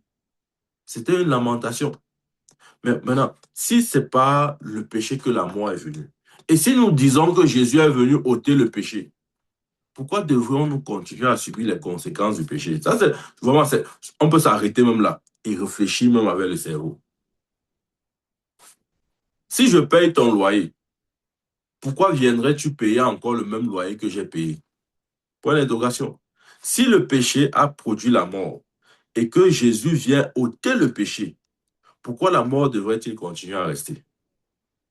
Point d'interrogation. Il n'y a pas de réponse à cette question. Parce que la logique serait que si le péché a été ôté, la mort devrait aussi partir. Et c'est justement ça, la mort est partie. C'est juste qu'on n'a jamais vu que la mort était partie. On a seulement vu que non. Quand tu deviens chrétien, Dieu renouvelle Dieu recrée ton esprit. Donc si tu meurs là, tu vas seulement aller au ciel. Non. Attends même ta mort. Attends ta mort. En tout cas, quand Dieu va vouloir t'appeler, tu vas mourir. Qui a dit que Dieu, pour appeler les gens, il fait recours au service de la mort? En gros que Paul décrit la mort comme étant l'ennemi de Dieu et qui sera détruit. Dieu a planifié détruire la mort. C'est vrai, il a vaincu la mort, mais l'heure viendra où la mort sera détruite. Donc Dieu ne peut pas se servir, ne peut pas faire recours à des services de son ennemi. Est-il suffisamment impuissant pour appeler, s'il faut même dire, pour appeler ses serviteurs comme il a appelé Élie, Enoch, ou comme il a appelé Jésus?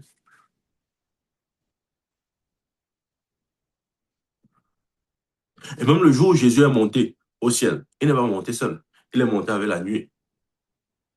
Ceux qui ont ressuscité après sa résurrection, c'est eux qui sont montés avec le Seigneur.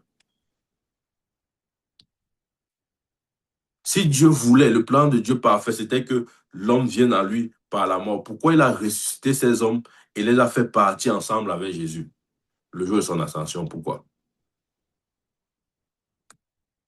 Ouais, ce point, c'est qu'on ne se pose pas les bonnes questions. On préfère rester sur ce que les sentiers battus, ce qu'on connaît déjà. Ouais. L'être humain aime comment je vais appeler ça? On aime le conformisme, on aime faire des choses qu'on connaît déjà. On n'aime pas les nouvelles choses. On aime, ok, oui, ça je comprends. Oui, oui, oui, je suis d'accord avec ça. Non, je ne suis pas d'accord avec ça, je ne suis pas d'accord avec ça, je ne suis pas d'accord avec ça. Oui, je suis d'accord avec ça. Non, la vérité n'est pas dans si nous sommes d'accord ou pas. La vérité est dans qu'est-ce que Dieu dit. Oh, ça, c'est une vérité. C'est une vérité. Bien sûr, est-ce que ça veut dire que parce que nous avons l'immortalité, nous sommes libres de faire de notre corps ce qu'on veut? Non, ce n'est pas ce que je dis. Il y a aussi un niveau de responsabilité qui nous incombe en tant que propriétaire du corps. Ouais. Mais ça n'annule pas la réalité de l'immortalité. Nous devons prendre soin de nous, prendre soin de notre corps, etc. Et là où je peux rejoindre justement les nutritionnistes et tout ça, veiller peut-être ce que nous mangeons et tout ça. Mais tu vois, ce n'est pas ce que nous mangeons qui détermine notre immortalité, c'est l'esprit de vie qui détermine ça. Maintenant, ce sont des accompagnements naturels que nous pouvons apporter, mais la vérité ne repose pas sur ces choses. La vérité repose sur l'esprit de vie.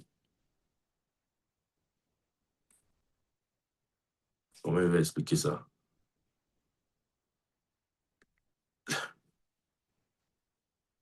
La voiture repose sur le principe du moteur. C'est le moteur qui fait avancer la voiture. Si la voiture n'a pas de moteur, quel que soit ce que tu fais sur la voiture ne bougera pas. Quel que soit l'entretien que tu apportes, oh, j'ai lavé la voiture, je lave ma voiture 4 fois par jour, oh, je change les pneus, je change le tapis, j'aspire, je change les vitres. Fais tout ça, c'est bien. Ça contribue au maintien de la voiture. Mais ce qui fait bouger la voiture à la fin, c'est le moteur. Et si le moteur, c'est l'Esprit de Dieu. Donc, c'est important de saisir cette vérité, bien-aimé. Dieu nous a donné accès à l'immortalité. On n'est pas obligé de mourir. Qui a dit ça? Bon, comme il y a l'enlèvement, même si tu ne crois pas au message de l'immortalité, l'enlèvement va venir trancher tout. Mais je dis encore que le message de l'immortalité est vrai. Amen. D'autres questions? Posons des questions, bien-aimés. Il n'y a pas de questions stupides, au contraire. Prophète, Oui, ouais, je voulais dire d'abord ce qui m'a béni et ensuite je vais poser ma question si tu permets. oui. Je t'ai béni par le message et merci beaucoup. Je rends gloire à Dieu. Et la Bible dit, et lui n'est pas parti qui m'a.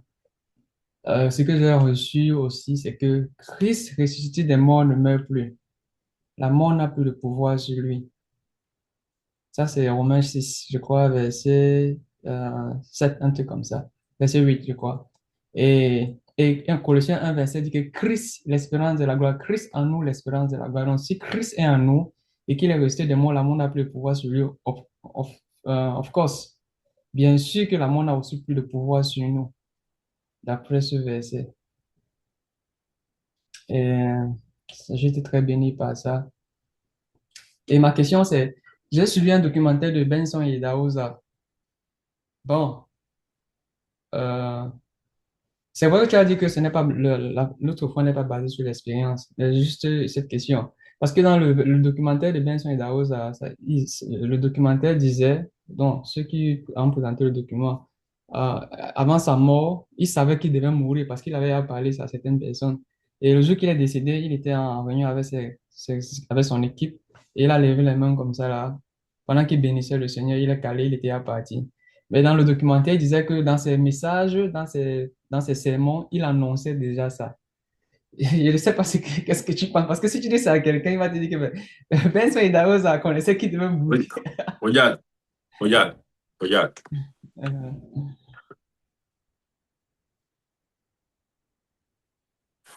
OK. Tant que je lis cette écriture, Hébreu chapitre 11, verset 35. Tu es avec moi? Effectivement, tu as raison.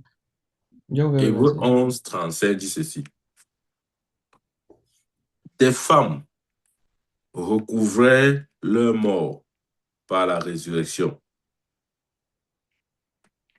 D'autres furent livrés au tourment et n'acceptaient point de délivrance, afin d'obtenir une meilleure résurrection. Ça veut dire qu'il y avait la possibilité d'être délivrés, mais ils refusaient. Il y a des gens qui, comment je vais dire ça, qui ne donnent pas forcément une importance à l'immortalité ou même à la transition du matériel, du visible à l'invisible par le biais de la mort. Pour eux, bon, ça n'a pas forcément, comment dire, ça n'a pas forcément un intérêt ou un enjeu capital. Ça reste un choix. Je suis en train de dire ceci. Je suis en train de présenter la réalité de l'immortalité que Dieu nous offre. Maintenant, à chacun de voir s'il veut suivre ce chemin ou pas. Mais la mort n'est pas obligatoire. C'est ce que je veux dire. Ce n'est pas obligatoire. Maintenant, quelqu'un peut dire, OK, j'accepte de retourner au Seigneur par la mort. Ça me gêne pas. Ça, c'est un choix, mais ce n'est pas forcément l'unique choix, c'est-à-dire l'unique possibilité. il y a une autre possibilité de retourner vivant.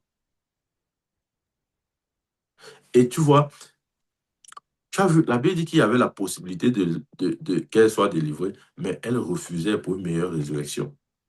Des fois aussi, c'est comme ça. Des fois, on peut se livrer à la mort parce qu'on dit, bon, que je meurs, même si je meurs, c'est pas grave. De toute façon, mon esprit sera auprès du Seigneur. Ça, c'est vrai. Mais ça n'annule pas la réalité de l'immortalité. Et c'est à chacun de choisir. Tu vois, tu peux avoir un héritage et puis tu méprises certains ou bien tu ne considères pas trop certains aspects de ton héritage. Parce que pour toi, ce n'est pas trop important. Ça reste un choix personnel et Dieu va respecter ça. Oh, je vous dis, Dieu respecte nos choix. S'il y a quelque chose que Dieu respecte, c'est nos choix. Il ne va jamais te forcer de prendre ce qu'il t'a donné. Non, il ne te force pas. Il ne va jamais te forcer de prendre ce qu'il t'a donné. Non, il va te laisser avec ton libre arbitre. Ce que tu veux, c'est ce que tu auras. C'est pour ça qu'il a été lu ce verset-ci. Tant qu'elle lise encore. Hein. Parce que l'homme reste libre. Hein. L'homme reste libre. D'autres furent livrés au tourment et n'acceptèrent point de délivrance afin d'obtenir une meilleure résurrection. C'est la même question que tu pouvais, par exemple, poser sur les apôtres. Que oui, pourquoi donc, par exemple, les apôtres sont morts? Ben, c'est ce que je suis en train de dire. Quand nous avons en nous la conscience, ouais, il dit dans 2 Corinthiens 1, verset 9, il dit,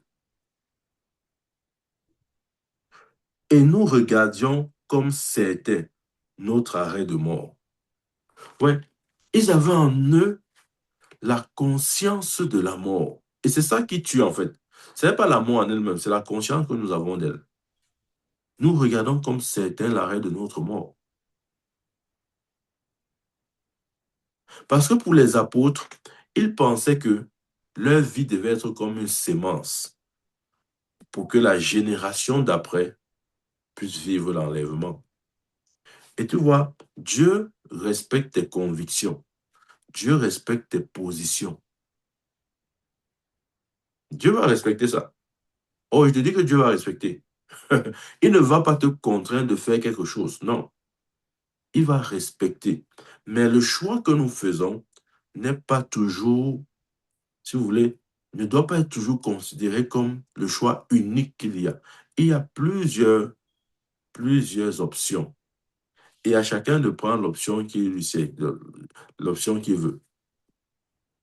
Conforme, dépendamment de ce que nous pouvons accepter ou rejeter. Par exemple, il y a des chrétiens, pour eux, bon, s'ils sont même malades toute leur vie, ce n'est pas grave. Le plus important, c'est que, entre guillemets, leur vie soit cachée en Christ et Christ en Dieu. Donc, même si je suis malade, même si Satan m'envoie n'importe quelle maladie, ce n'est pas grave. Moi, je ne regarde pas ça. Ce que je regarde, c'est le Seigneur Jésus. Il y a des chrétiens comme ça. Il y a des chrétiens comme ça. Donc, quand tu vas venir lui dire qu'en Christ, il y a l'accès à la bonne santé, ben, il entend ça d'une seule oreille. Parce que tu vois, même si c'est vrai, il ne s'accroche pas sur cette bénédiction-là. Pour lui, il minimise cela. Comme ces femmes-ci que l'on voulait délivrer, mais ils ont refusé parce qu'ils espéraient une meilleure résurrection. Il y a des gens comme ça. Oh, tu as dit qu'en Christ, tu as la santé. Il va dire, oh, je sais, mais bon, tu sais, mon prophète, moi, je m'en fous du corps. Hein. Ce n'est que le corps de toute façon. Parce que pour lui, dans sa tête, c'est qu'il y a meilleur que ça. Il y a mieux que ça. Ce qui n'est pas faux, il y a mieux que ça. Mais est-ce que le fait qu'il y ait mieux que ça t'empêche de prendre aussi l'actuelle bénédiction qui est disponible pour toi? Donc, ça dépend de nos convictions. Ça dépend de ce que nous voulons. Mais en tout cas, la Bible est claire. Paul présente la mort comme étant l'ennemi qui sera détruit. Alors maintenant, raisonnons. Si la mort est un ennemi qui sera détruit par Dieu, ça veut dire que Dieu n'est pas pour le principe de la mort. Vous voyez? Donc, au début de cet enseignement, j'ai dit que oublions les expériences des uns et des autres. Revenons sur ce que Dieu a dit ou sur ce que Dieu dit. Laissons que, ok, telle personne a vécu ça. Pourquoi alors? Non, regarde, je vais te dire, je peux même tomber malade, moi qui enseigne, mais je ne vais jamais dire qu'un chrétien est censé être malade. Je ne vais jamais dire ça. Parce que j'ai vu et je sais que c'est vrai. Ce n'est pas un héritage que Dieu nous a donné. Il ne nous a pas donné un héritage de la maladie. Donc, même si je tombe malade, je ne dirai jamais que, hey, les gars, apparemment, on va vraiment tous tomber malades et tombons malades. Non, c'est parce que ce n'est pas la réalité que Dieu nous présente. Mais nous pouvons avoir des expériences différentes. Maintenant, qu'est-ce qu'il faut dire ou qu'est-ce qu'il faut faire? Il faut prêcher la vérité ou il faut prêcher les expériences. Parce que les expériences, il y en aura. Il y en aura toujours. Oh oui, il y en aura. Il dit qu'il peut nous préserver de toute chute. Il peut nous maintenir sains. Ouais, il peut nous maintenir en bonne santé. C'est aussi ce que ça veut dire. Il peut nous préserver de toute attaque de l'ennemi. Attaque contre toute forme de maladie, infirmité, échec. C'est de ça qu'il est question. Il peut nous préserver. C'est sa volonté. Il peut. Mais tu vois, même s'il peut, ce n'est pas suffisant.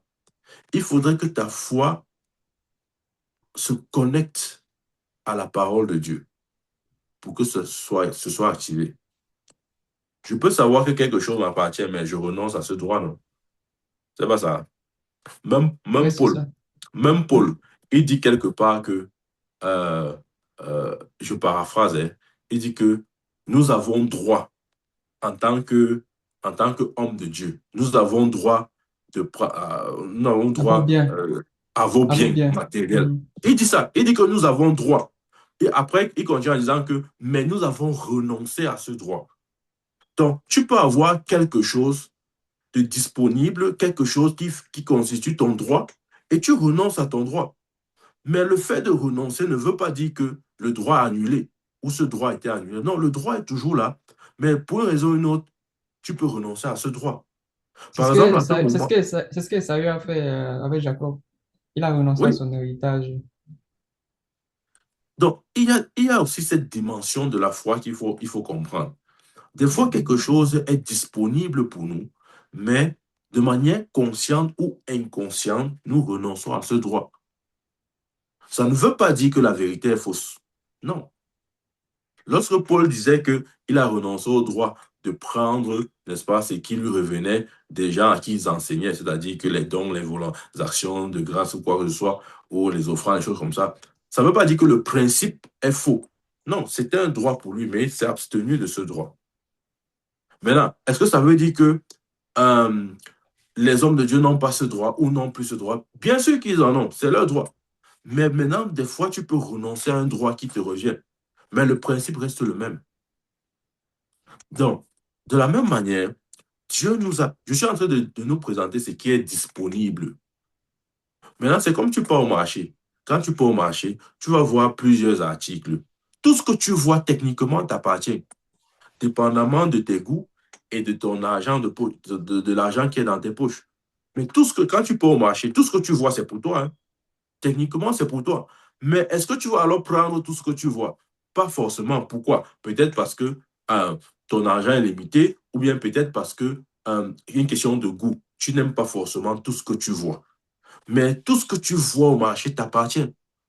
De la même manière, tout ce que tu vois ici dans la Bible t'appartient.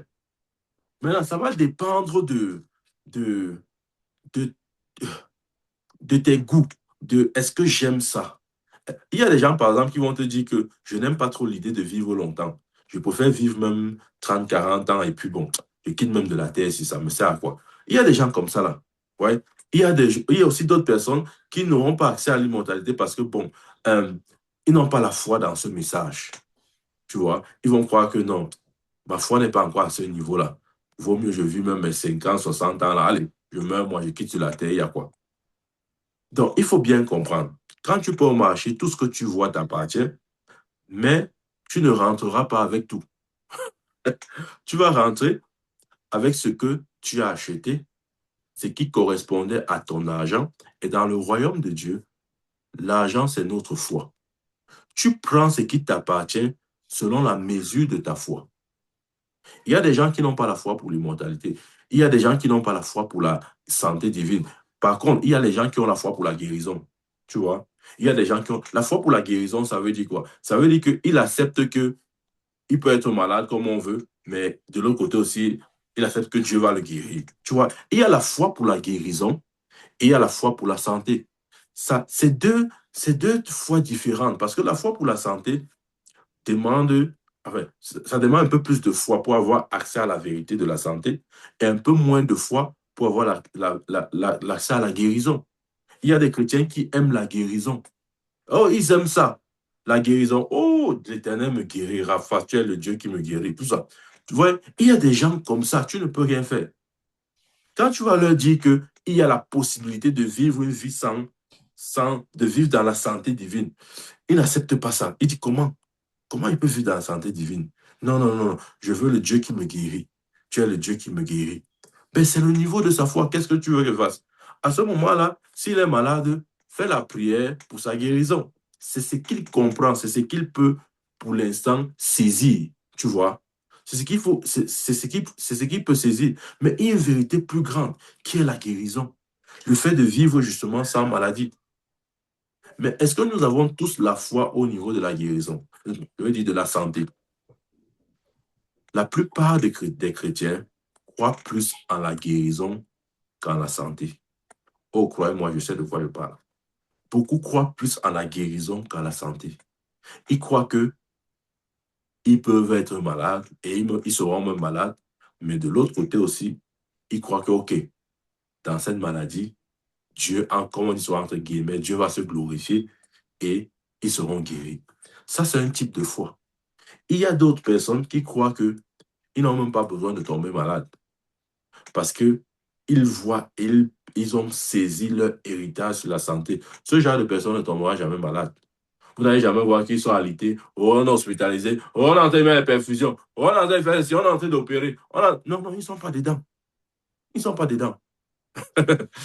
Maintenant, quelqu'un qui n'est pas à ce niveau, il va critiquer celui qui opère dans ce niveau.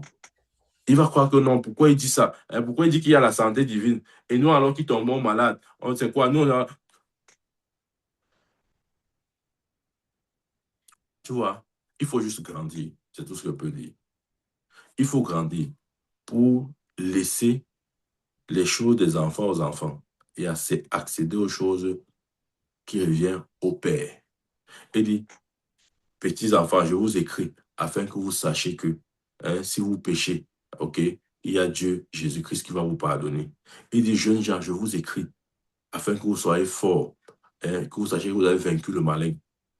Parce que vous êtes forts, car vous sachiez que vous avez vaincu le malin. Il dit, Père, je vous écris parce que vous êtes en communion avec celui qui a été dès le commencement.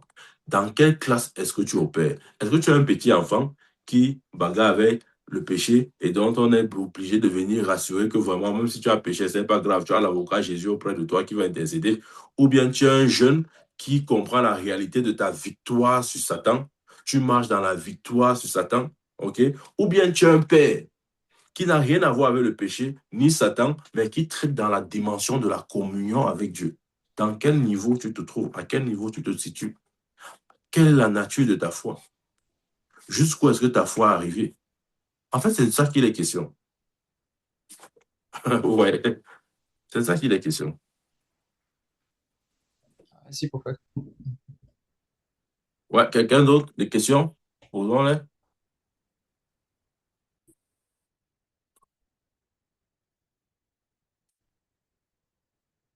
N'ayons pas peur de poser nos questions, s'il vous plaît. Nous devons les poser pour nous rassurer d'avoir saisi ce qui a été développé.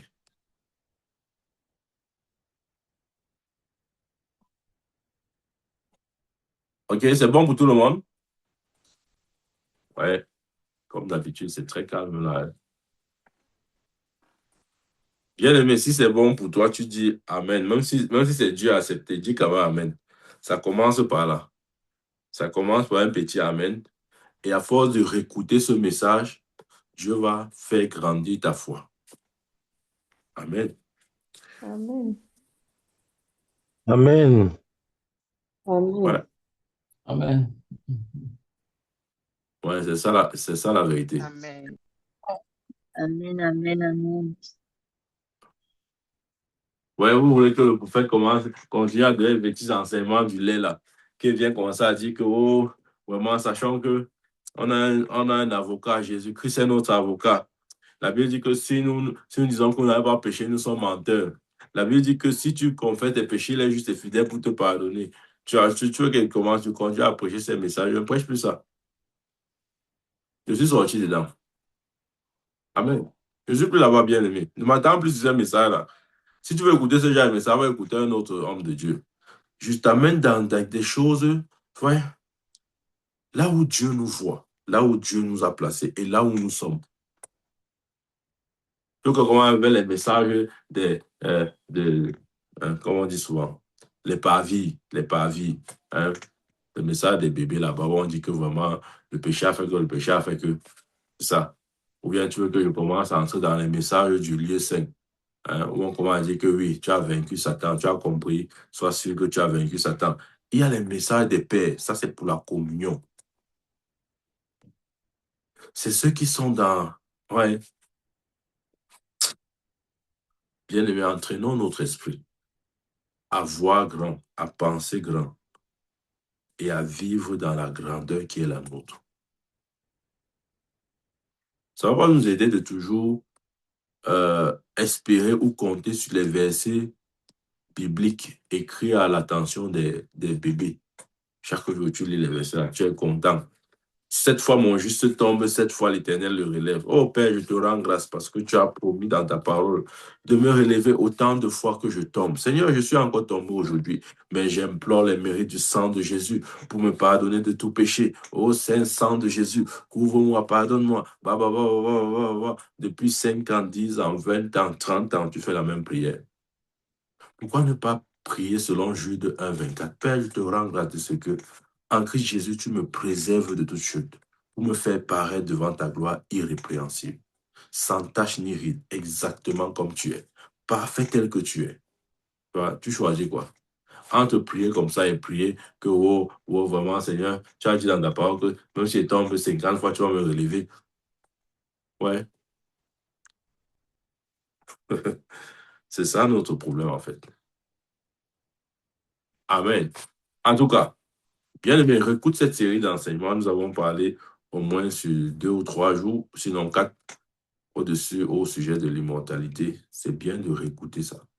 Pour que notre foi soit activée pour cette dimension. Notre foi doit être activée pour cette dimension. Amen.